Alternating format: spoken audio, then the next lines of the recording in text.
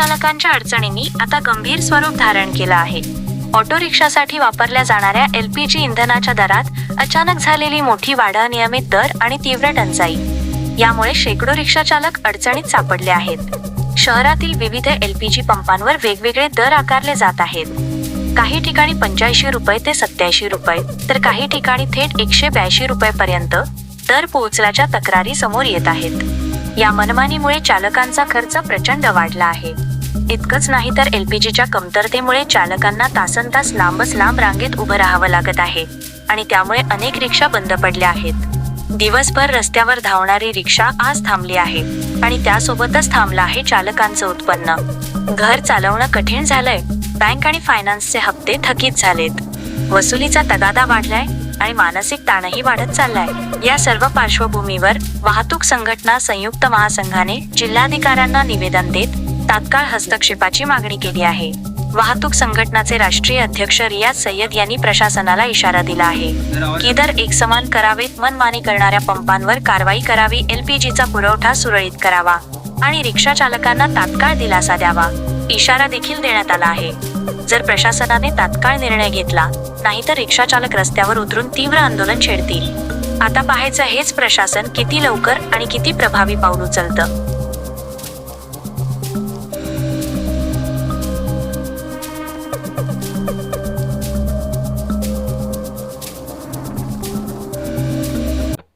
आज दिनांक 25 मार्च 2026 माननीय जिल्हाधिकारी साहेब यांना निवेदन देण्यात आले.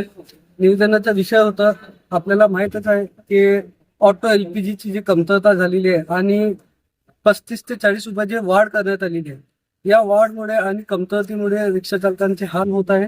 रिक्षा चालकांचा उदरनिर्वाह उद्ध्वस्त झालेला आहे आणि त्यांची चुलं पण पडलेली आहे. आणि या ज्वलनशील मुद्दा घेऊन वाहतूक संघटना संयुक्त महासंघाने आज माननीय उपजिल्हाधिकारी अभिजित पाटील साहेबांना निवेदन दिले आणि तसेच आम्हाला जिल्हाधिकारी साहेबांनी आश्वासन दिलेले आहे की शुक्रवारी 3 वाजता मीटिंग घेऊन यावर काय तोडगा काढता येते याविषयी मीटिंग घेणार आहे. सर्वप्रथम इराण आणि अमेरिकाचे जे युद्ध आहे त्या युद्धाची जे वस्तुस्थिती आहे त्याला धरून जे LPG पंप चालक हे मनमानी लुटत आहे आणि मनमानी तरीक्याने आपले दर वाढ केलेली आहे.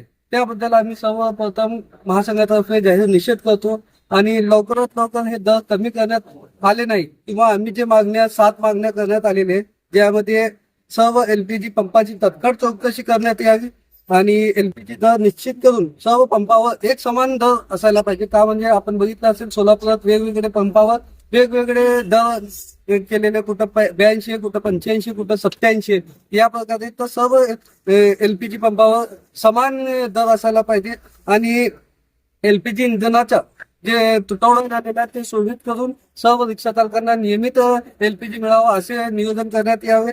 आणि त्याचबरोबर जे उपाययोजना करण्यात आलेली LPG पंपाविषयी ते आपण लवकरात लवकर करावे. का म्हणजे आज रिक्षा चालकांची परिस्थिती दैनंदिन खराब होत चाललेली आहे. एक दिवस गेले की त्यांची हालत होत नाही. आज जवळपास सोलापूर शहरात 1000पेक्षा जास्त रिक्षा बंद आहे आणि 1000 रिक्षा बंद असणे म्हणजे 1000 कुटुंब त्यांचा उदरनिर्वाह बंद झालेला आहे, त्यांचे चुले बंद झालेले आहे. त्या विषय घेऊन आम्ही हे गंभीर विषय जिल्हाधिकारी साहेबांना आम्ही दाखवून दिलेले की सोलापूरची गंभीर परिस्थिती झालेली आहे. जर लवकरात लवकर याविषयी जे पण मार्ग काढण्यात आले नाही तर येणारी परिस्थिती खूप बिकट होणार आहे. त्यासाठी वाहतूक संघटना संयुक्त महासंघाने अल्टिमेटम दिलेला आहे की जर 1 ते 2 दिवसात या परिस्थिती आणि LPG पुरवठा सुरळीत करण्यात आले नाही तर सर्व जिल्ह्यातील रिक्षा बंद ठेवून आम्ही या कार्यालयात जमा करणार आहे. का म्हणजे आज आमचा त्या रिक्षावर उदरनिर्वाह होत नाही, आम्हाला इंधन मिळत नाही, बँकवाले आम्हाला सतवत आहे आणि बाकीचेही कामं आमचे पूर्णपणे ठप्प झालेले. याचा विषय घेऊन आम्ही पुन्हा एकदा सांगू इच्छितो की येणारे 2 दिवसात याविषयी जर सकारात्मक तोडगा निघाला नाही आणि सुरळीत LPG मिळालं नाही तर आम्ही पूर्ण रिक्षा या आवाजात लावून घेणार आहे आणि संप पुकारणार आहे. जय हिंद, जय महाराष्ट्र, जय महाराष्ट्र.